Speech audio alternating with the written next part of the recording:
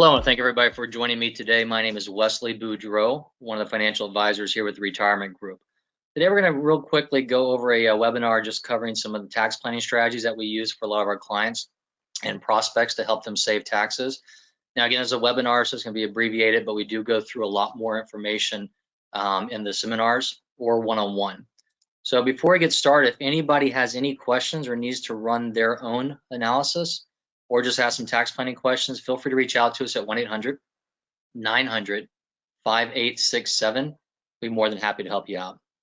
So for those of you who do not know what the Retirement Group is or haven't sat down with us before, we are an independent financial advisory firm that focuses on working with corporate employees, helping them transition into retirement. We've been doing this for close to 30 years. We work with about 25 to 30 different companies.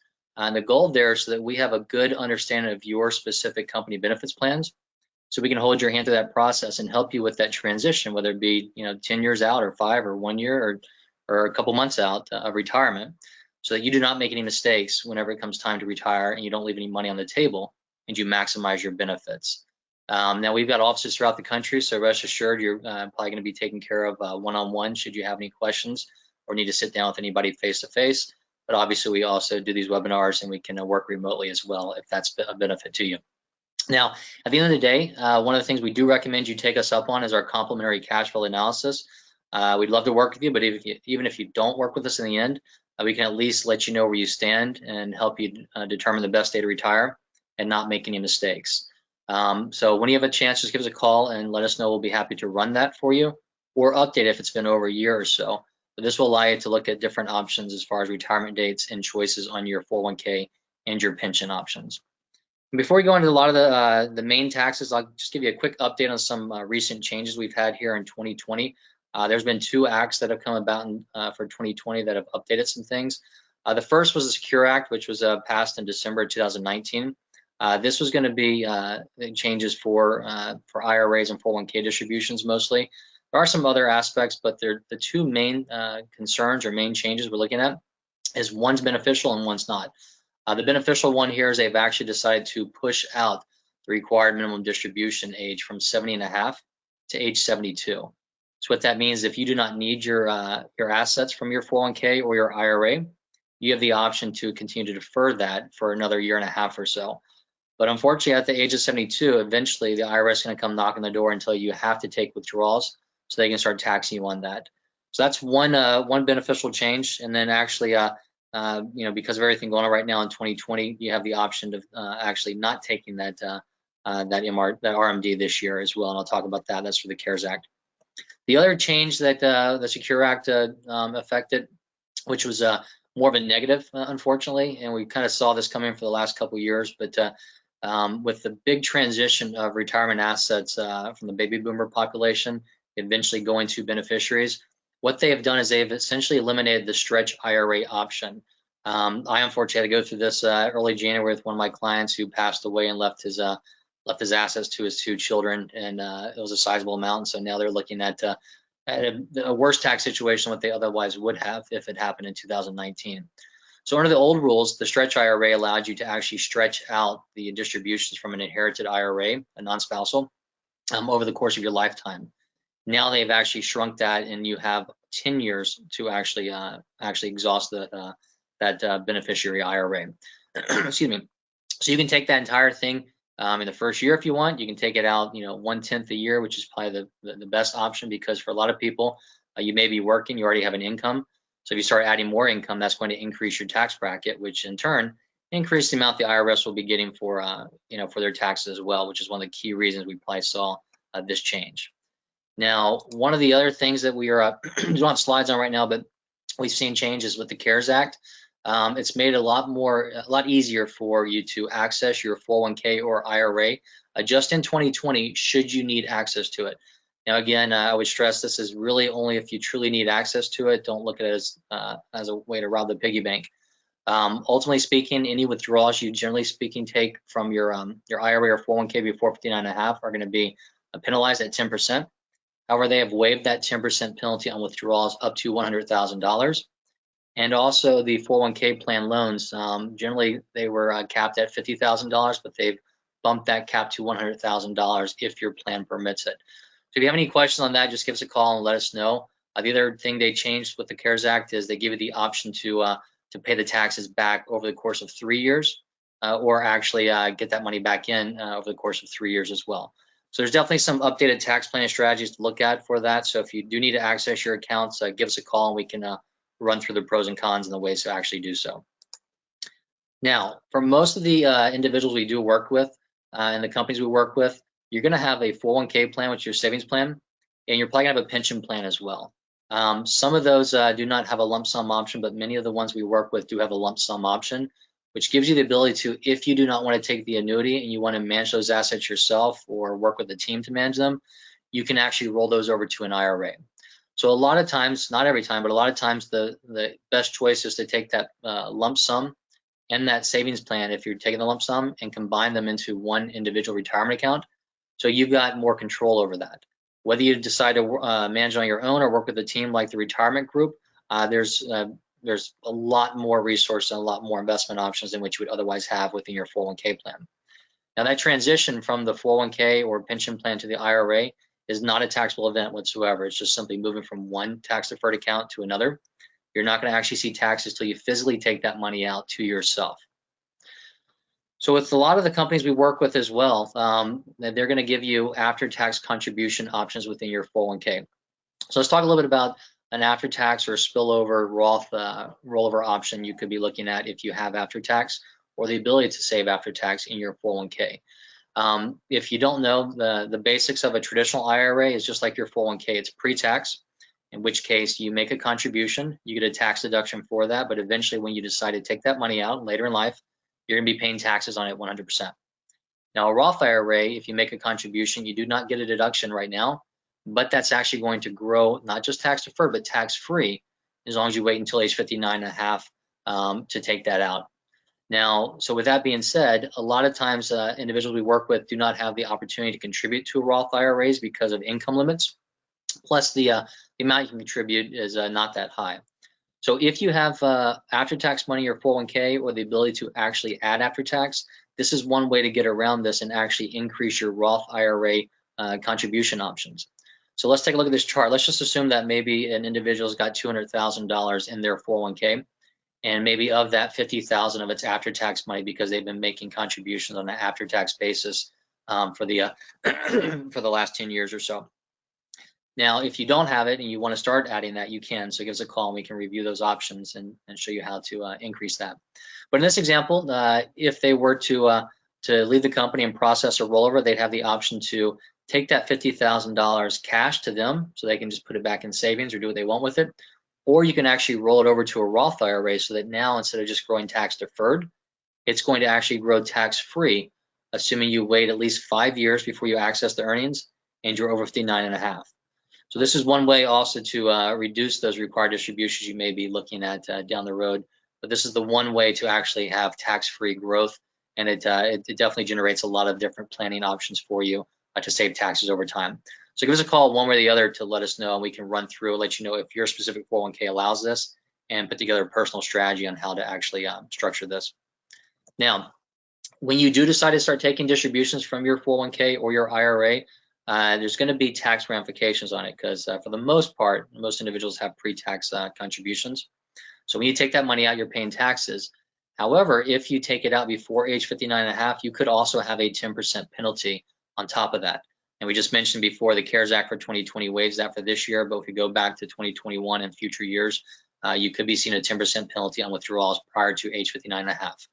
Now, there are some exceptions to this rule. Within the IRA, there's a couple different exceptions, but one of the key ones we look at is what's called the 72T, or substantial and equal periodic payment, which allows you to actually take distributions based upon IRS tables for either 5 years or until you turn 59 and a half, whichever is longer, and avoid that 10% penalty. The other one that we actually do a lot with our clients is telling them to leave their money in their 401k. Most advisors won't do that, but we're going to suggest you leave money in your 401k if you leave the company the year you turn 55 or later, because that allows you to have an age 55 penalty-free withdrawal from your 401k. So you have more flexibility in there. So whether you leave all of it in there or leave a portion there because you may need access to it between now and age 59 and a half, we'll review that for you. Now, there's other options. So we talk about NUA in just a moment, and we'll talk about the required distributions. 415 limits are for those that are highly compensated employees. So there are some different concerns there. If you have questions about that, just let us know as well. So we talked about 59.5 being an issue where if you take withdrawals prior, it's going to be 10% penalty, but after that, there's no penalty. And then again, what's going to happen is you don't have any restrictions, or you don't have to take money out from your account until you turn 72. Again, used to be 70.5, but now 72 is the required distribution age. So for that, roughly 12 years or so, you have complete flexibility on what you want to do with your account. Now, if you do not need much of the assets and you allow those to continue to grow and defer, it could build up your IRA or your 401k, and it could mean that there's more you're going to be forced to take out once you hit that RMD age. And if you're 59.5 now, in 12 years, who knows where tax brackets are going to be? Chances are they'll likely be higher than where they are now. So you could have a big tax bill coming to yourself or your beneficiaries down the road. So those years between 59.5 and 72, there's actually some great tax planning strategies we can work with you on. This is a glimpse at the tax brackets for 2020, looking at the brackets as well as the long-term capital gains. I'm not going to suggest you know all this, but ultimately speaking, one example when we talk about helping between age 59.5 and age 72 is, let's take a look at a married couple. If we look at them, let's assume that maybe they're spending $70,000 as what they live off of a year. Now the actual 12% tax bracket caps out at just over $80,000. Once you factor in standard deductions and everything, that means your AGI could be up to close to about $105,000. So if somebody is only spending $70,000, then that means they've actually got right there about $35,000 for that couple that they could still take out and only pay the 12% tax bracket. I would strongly argue that 12% is a pretty good tax bracket, and I don't think you'll see that again down the road. So in that example, that couple, even though they didn't need the money, they could take out that extra $30,000 or $35,000 and roll that over or convert it to a Roth IRA, pay the 12% taxes on it. But now once it's in that Roth IRA, it will actually grow tax-free for the rest of their lives, as long as they do not touch it for the first 5 years. So whether they need that money later or whether they pass on to beneficiaries, it's going to save taxes over time. Now you fast forward, you do this for 4, 5, or 10 years, then obviously it adds up quite a bit. And what that does for that couple is now once they turn 72, if they don't need that much in their for income, they're not be forced to take out more than what they need in the required distributions, and they've got more control of their taxes. They can decide, do we want to take money from our IRA or our Roth IRA or after-tax accounts. So it just puts the ball in your court, and you're not subjected to as much IRS tax as possibly. Now, the other things that we do look at quite a bit for a lot of our companies, especially the oil companies, is net unrealized appreciation. Very simply put, this is an option where if you are participating in the company plan, and between you and the company contributions over time, you have actually built up some holdings in the stock. And if it's appreciated, instead of just simply paying taxes on that as you take it out or roll it over, you could actually pay long-term capital gains taxes on the cost basis. Excuse me, you could actually pay taxes on the cost basis, but only long-term capital gains taxes on the growth of it, which could save you roughly 10% or more or less, depending upon your specific situation. So let's just take a look at a quick example, might make it a little bit easier. But Lucy Norton, in this case, let's say that she's working for company ABC, and over time, her and her company have made contributions to the 401k plan in the company stock, and the cost basis of that is $40,000, but it's now grown to $200,000. So she's actually got NUA, which is net unrealized appreciation of $160,000. That's how much it's grown. Now let's assume that she wasn't going to touch it, and she was going to either keep it in the 401k or roll over to an IRA and let it continue to grow for another 10 years, and it just doubles from that $200,000 to $400,000. So now her cost basis is still $40,000, but the growth is actually now $360,000. So if she never knew what NUA was, and she just simply took withdrawals from her 401k or rolled it over to an IRA and took withdrawals from there, any withdrawal she takes is going to be 100% taxable at whatever her tax bracket is right now. However, under the NUA, if she were to exercise that, she would actually pay taxes now on the $40,000, that cost basis, and then she would not pay tax again until she actually sells the stock, and she would actually pay long-term capital gains on that portion, whether it's the $160,000 if she does it immediately, or $360,000 if she decides to wait longer. Now, based upon the long-term capital gains, there's no guarantee, but historically they've always been lower than your ordinary income tax bracket. And depending upon your current tax bracket, it could be a savings of anywhere from 7 to 17%. So even in this case, let's just say she saved 10% to keep it simple. Over that time period, it could have saved her, $36,000 or so. Now, a lot of the companies we work with, we run these reviews, and the savings can be even more extreme than that. So again, if you have any questions or want to check out your 401k plan, give us a call and we can actually run that review for you and do a full NUA analysis as well. Now, at the end of the day, the best thing to do is take us up on that plan we talked about. Right now, about 3/4 of Americans actually don't have a financial plan. So ultimately speaking, just give us a call and we can run through that with you and help you determine the best day to retire and let you know the best way to maximize your benefits as well.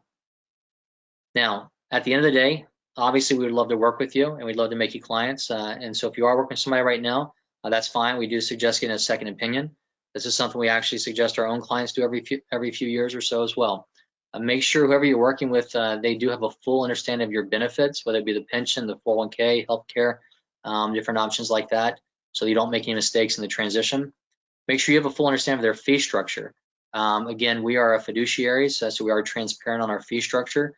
We're not a one-size-fits-all cookie-cutter approach. Our goal is to run through that cash flow analysis from a conservative standpoint, determine what your actual goals are, what you're trying to achieve, and then present to you maybe more than one choice of investment options and go through the pros and cons and the structure there. But our fees do tend to be low on the industry average scale. Make sure, again, you are working they're working with an experienced team. Make sure it's not just one individual trying to do everything. And then at the end of the day, like we said, make sure you run that cash flow analysis, but make sure it's a conservative analysis and not an optimistic one. You want to plan for the worst and hope for the best. If we run that cash flow analysis for you, rest assured you're probably going to be in much greater shape in reality. So with that, again, I covered just some of the different tax strategies we go over. But at the end of the day, any questions at all, just give us a call at 1-800-900-5867. We'll be happy to answer your questions, but more importantly, probably run that cash flow analysis for you, or the NUA analysis, or help you review your 401k as well. I want to thank everybody for taking the time out of their day to join me, and I hope everybody stays safe.